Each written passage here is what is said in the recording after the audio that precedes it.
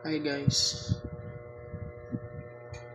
andyan na yung pangarap, andyan na yung motivation, may may maliit na bagay ka man na makakatulong para sa pagtupad sa pangarap mo. Wala ka man yung mga bagay kung ano yung meron yung iba. Pero still, wag pa din mainggit.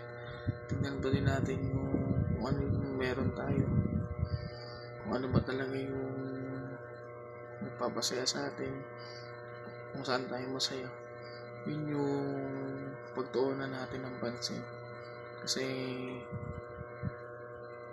kung titignan natin ay andun at andun talaga yung makakapagbigay ng success sa atin. Kung ano yung bagay na nakakapagpasaya sa atin. At kapag dumating talaga yung time din na meron tayong mga wrong decision sa buhay, yung nagiging malungkot, nagiging inconsistent, at naapektuhan yung personal na buhay natin. At kung papansinin natin, naapektuhan din yung mga kapatid natin, kung meron po tayong mga kapatid. Naapektuhan yung magulang natin, kung meron pa po tayong mga magulang. Naapektuhan po yung mga mahal natin sa buhay dahil sa mga wrong decisions natin. Habang maaga pa ay mas mahalaga na piliin natin yung maayos na desisyon.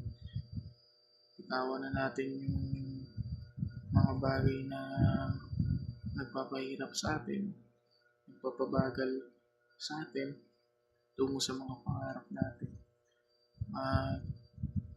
Hayaan na natin yung mga tao na magsalita patungkol sa atin.